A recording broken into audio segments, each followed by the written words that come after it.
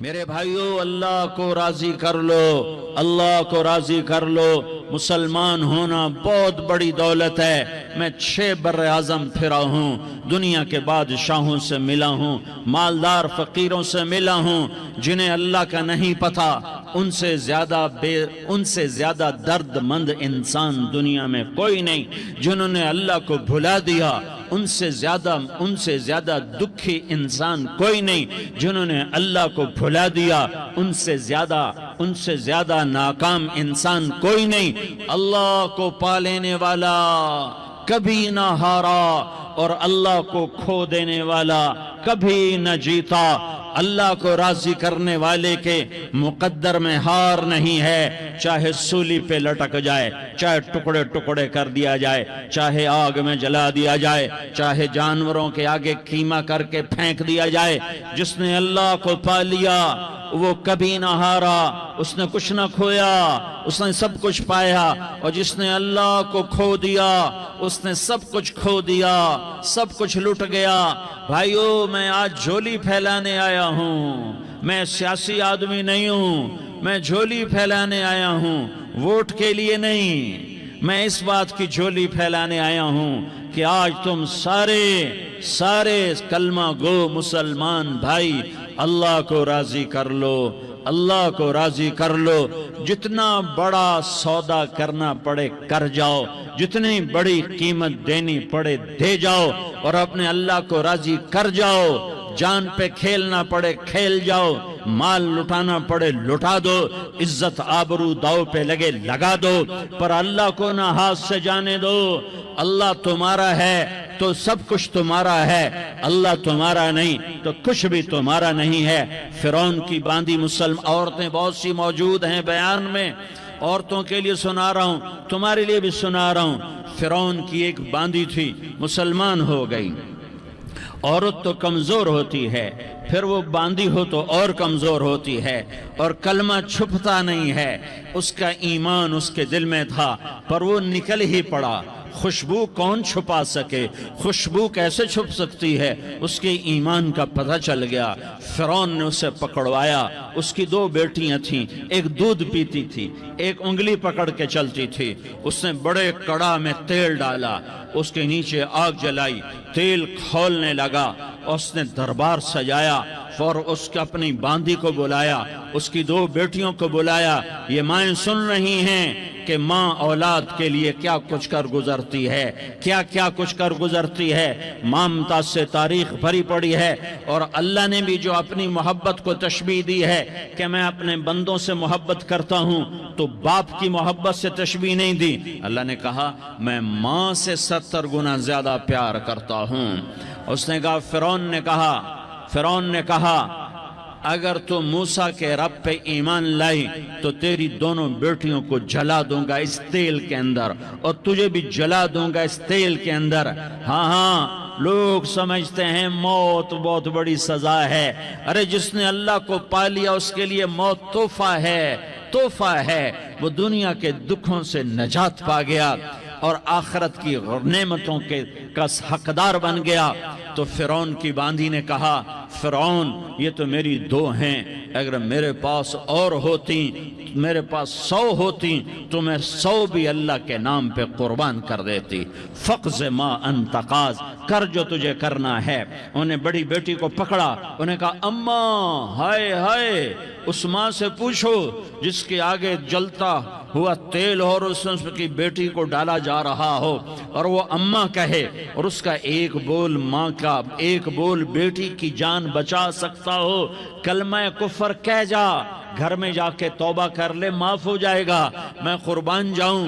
ایک مقام ایمان کا ایسا آتا ہے کہ قربان ہونا زیادہ محبوب ہو جاتا ہے جان بچانے سے۔ انہوں نے کہا اماں، انہوں نے کہا بیٹی صبر، اللہ کے نام پہ قربان ہو جا۔ ادھر آ ستمگر ہنر آزمائیں، تو تیر آزما ہم جگر آزمائیں۔ نہ کر لبوں کو سی عشق ہے دل لگی نہیں، سینے پہ تیر کھائے جا، آگے قدم بڑھائے جا، یا زبان حال سے کہہ دے کہ ہاں ستائے جا۔ ہاں عشق کی آگ ایسے ہی بھڑکتی ہے، شمع ایسے ہی فروزاں ہوتی ہیں، یہ کمکمے تو بجھ جاتے ہیں، لیکن یہ ایمان والے جو شمع جلا گئے یہ آج تک روشن ہیں، جن کی روشنی میں چلنے والوں کو راستہ مل رہا ہے۔ انہیں بڑی بچی کو پکڑا، ٹانگوں سے پکڑ کے یوں ڈالا، وہ ہائے کرتی گئی اور وہ چٹک گئی اور وہ جل گئی اور وہ بھن گئی مچھلی کی طرح، تلی گئی مچھلی کی طرح۔ ماں ہے، اس کا کلیجہ پھٹ گیا لیکن آنکھوں سے آنسو کا ایک قطرہ نہیں نکلا۔ صبر دیکھنا ہو تو اسے دیکھو، صبر پڑھنے سے نہیں آتا، اسے دیکھو، اسے دیکھو۔ ایک قطرہ نہیں نکلا تو اس نے کلیجہ پھٹ گیا، تو اللہ نے ماں کی آنکھوں سے پردہ ہٹایا اور اس نے دیکھا اپنی بیٹی کی روح کو نکلتے ہوئے۔ بیٹی کہہ رہی اماں صبر کرو، ابھی جنت میں اکٹھے ہو جائیں گے۔ پھر انہیں چھوٹی بچی کو پکڑا، دودھ پیتی، جسے پتہ بھی نہیں میرے ساتھ کیا ہونے والا ہے، اس کی تو آہ بھی نہ نکل سکی، اور اسے انہوں نے تیل میں ڈال دیا اور وہ جل کے کوئلہ ہو گئی۔ ماں کی آنکھوں سے پردہ ہٹایا، اللہ نے ماں نے بچی کی روح کو نکلتے دیکھا، کہا اماں صبر صبر، ابھی اکٹھے ہو جائیں گے۔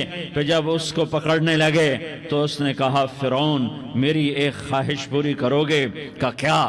کہا جب مجھے بھی جلا دو تو مجھے اور میری بیٹی کی ہڈیاں باہر نہ پھینکنا، ہمیں کٹھے کہیں دفن کر دینا، کٹھے کہیں دبا دینا۔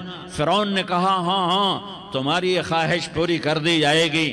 ہاں دنیا میں اللہ فرعونوں کو مہلت دیتا چلا آیا، لیکن فرعونوں کو مار کے دکھایا، نمرودوں کو مہلت دیتا چلا آیا، پھر نمرودوں کو مار کے دکھایا، قارونوں کو مہلت دی، پھر قارونوں کو مار کے دکھایا، پھر جنت اور جہنم کا نظام بنایا، پھر ایک دن مجھے بھی کھڑا کرے گا اور تمہیں بھی کھڑا کرے گا، پھر ایک طبقہ جنت کا حقدار بنے گا، ایک طبقہ آگ کا حقدار بنے گا۔ پھینک دیا، جل گئی، ہڈیاں نکل آئیں، انہیں ہڈیوں کو اٹھا کر زمین میں دبا دیا۔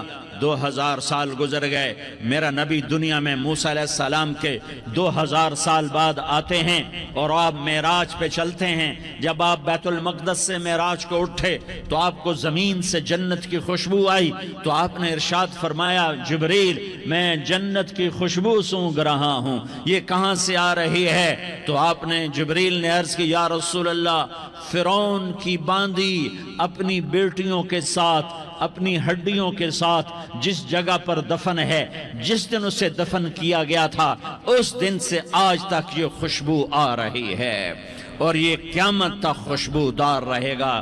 یہ زمین کا ٹکڑا کہ یہاں وہ دفن ہے جس نے اللہ کے ساتھ سودا کر لیا۔ اللہ سے سودا کر لو، اللہ سے سودا کر لو۔ یہ سودا حسین نے کیا اللہ کے ساتھ، ایک سودا یزید نے کیا، اس نے خون بہایا، اس نے ظلم کیا۔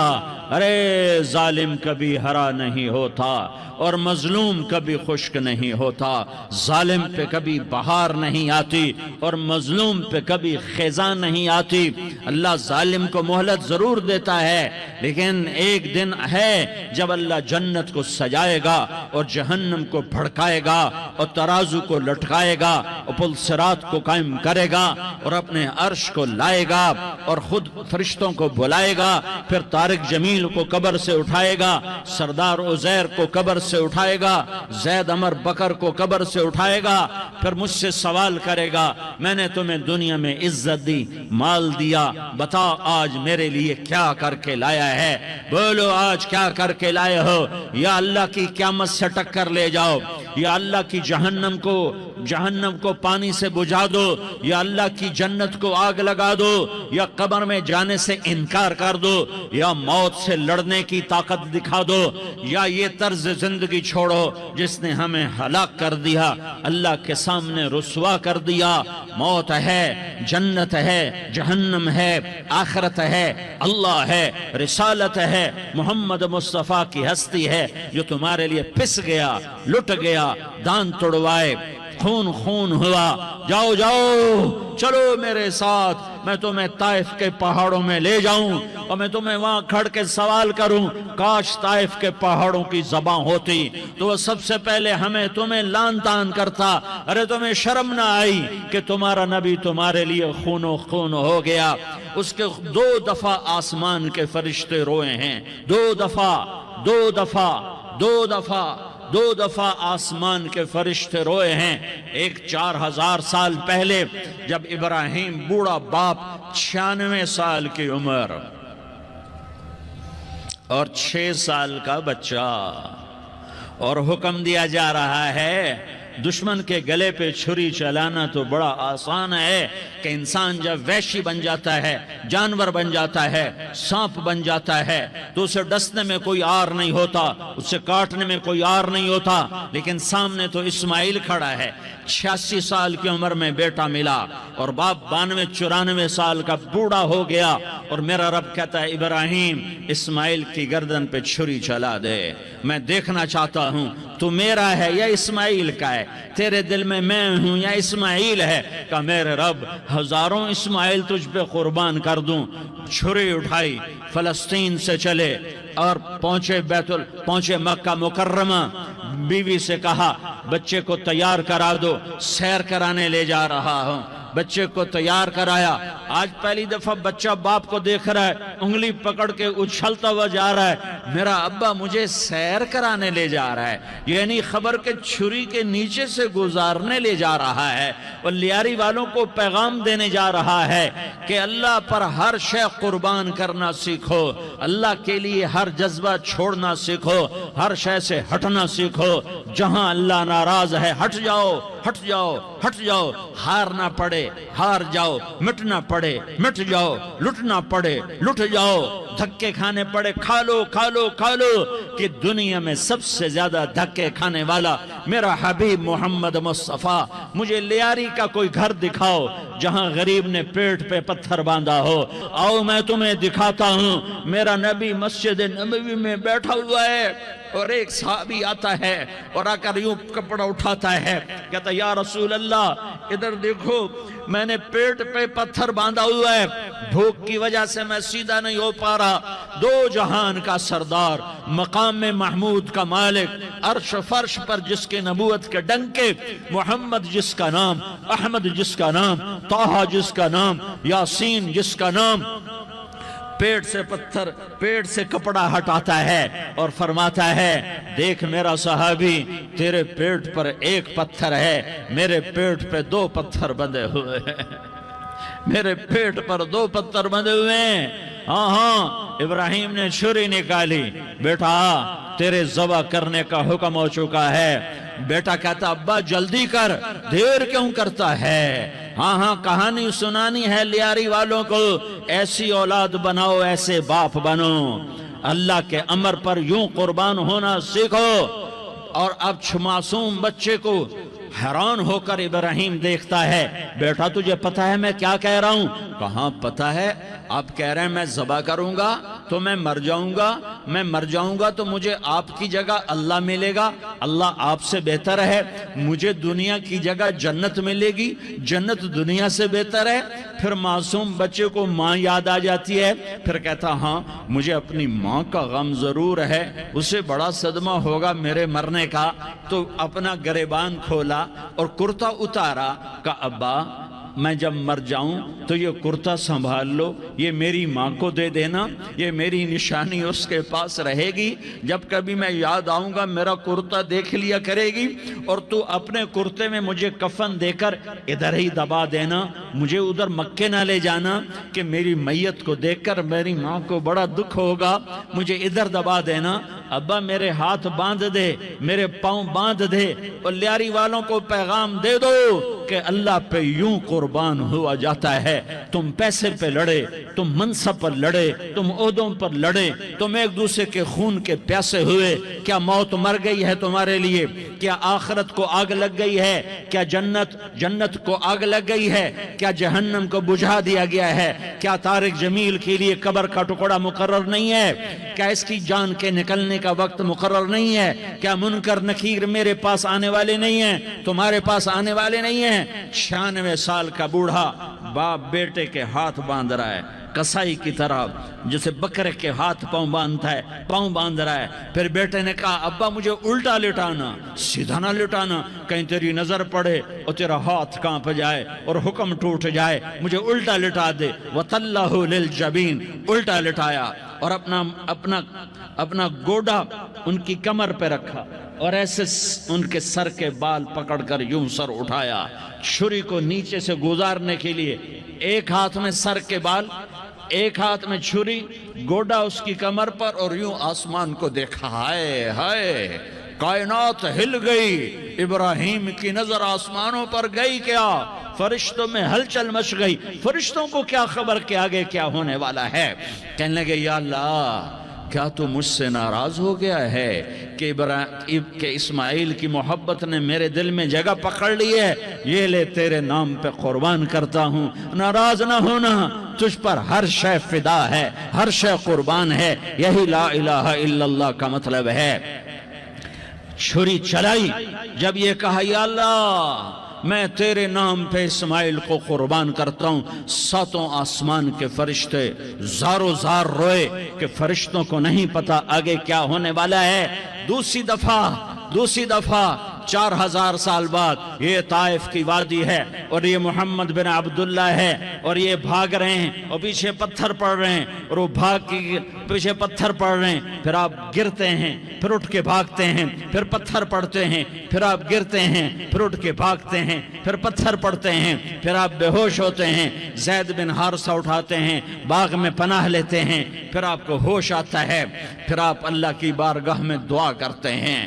اس دعا کو سن کر 7 آسمان کے فرشتے زارو زار روئے کہ یا اللہ آج میرا تجھ سے گلہ کرنے کو جی چاہ رہا ہے۔ اشکو الیک ضعف قوتی وقلت حیلتی وہوانی علی الناس، میرے رب آج میں تجھ سے گلہ کرتا ہوں، تو نے مجھے کن لوگوں کے حوالے کر دیا جنہوں نے مار مار پتھر مجھے لہو لہان کر دیا۔ اللہ کی غیرت، اللہ کا غضب حرکت میں آیا اور فرشتہ اترا۔ ہاں یا تو میں کیا کہوں، دیکھو اپنے نبی کا معاف کرنا، دیکھو اپنے نبی کا معاف کرنا، دیکھو یہاں تو بیٹا ماں کو معاف کرنے کے لیے تیار نہیں، بھائی کو معاف کرنے کے لیے تیار نہیں۔ فرشتہ پہاڑوں کا آ گیا، یا رسول اللہ اگر آپ اجازت دیں تو ہم دونوں پہاڑوں کے اندر ان کو چکی کے پاٹ کی طرح مسل کے پیس کے کیما بنا دیں اور ان کو ختم کر دیں۔ تو میرے نبی نے فرمایا نہیں، مجھے امید ہے اگر انہوں نے کلمہ نہیں پڑھا تو ان کی نسلوں میں کوئی کلمہ پڑھنے والا آئے گا۔ میں نے معاف کیا ہے، اللہ کو پا لیا، سب کچھ پا لیا، اللہ کو کھو دیا، سب کچھ کھو دیا۔ یہ لا الہ الا اللہ کا پیغام ہے، یہ لا الہ الا اللہ کا پیغام ہے، یہ لا الہ الا اللہ کا پیغام ہے کہ مرنے سے پہلے اللہ کو راضی کر جاؤ۔ ہاں حسین نے اللہ کو راضی کیا، یزید نے حکومت کو راضی کیا، اس نے حکومت پالی، وہ حکمران بنا، اس کے خاندان نے حکومت کی اور حکومت اس کی باندی بنی، اور حسین نے جان دے کر نیزے پہ سر چڑھا دیا۔ کائنات کا افضل ترین خون ایسے پانی کی طرح سستا ہو کے زمین پر بہا۔ ظالم مظلوم کی کہانی کوئی نئی نہیں ہے، پرانی ہے، لیکن میں فقیر کی بات یاد رکھنا، مظلوم کبھی ناکام نہیں ہوتا اور ظالم کبھی کامیاب نہیں ہوتا۔ مظلوم بن جاؤ حسین کے ساتھی بن جاؤ گے، ظالم بنو گے تو یزید کے ساتھی بنو گے۔ محرم میں کیا سارا سال یزید پہ لعنت پڑتی ہے، لیکن ظلم کرنے والا یاد رکھ لے کہ یزید کے ساتھ کھڑا کیا جائے گا۔ یزید کے ساتھ کھڑا ہونا کون پسند کرے گا؟ مظلوم بن جاؤ۔ آل رسول ذبح ہو رہے ہیں، حسین ذبح ہو رہا۔ کون حسین؟ میرے نبی کا لاڈلا حسین۔ کون حسین؟ میرے نبی کا نواسا حسین۔ کون حسین؟ جس کے ہونٹوں پہ بوسے دیے، جس کے ماتھے کو چوما، جس کی آنکھوں کو چوما، جس کے سینے کو چوما، جس کے ہاتھوں کو چوما، جس کو سینے پہ لٹایا۔ ارے میں تمہیں کیا بتاؤں، گھر میں داخل ہوئے اور اپنے ہاتھ زمین پہ ٹکا دیے اور پاؤں بھی زمین پہ، گوڑے بھی زمین پہ ٹکا دیے، اور ایسے اپنی کمر کو بیلنس کر کے دونوں بچوں کو اپنی کمر پہ بٹھایا اور کمرے میں چکر لگا رہے ہیں، اور پھر اوپر منہ کر کے کہہ رہے ہیں تمہاری سواری کیسی ہے بھائی؟ بچوں بولو تمہارا اونٹ کیسا ہے؟ ایسے سواروں میں ایک کو زہر دیا، ایک کو نیزے پہ لٹکا دیا، پر اللہ انہوں نے پا لیا، اللہ کو پا لیا، اللہ کو پا لیا، اللہ کو پا لیا، اللہ کو پا لیا تو سب کچھ پا لیا۔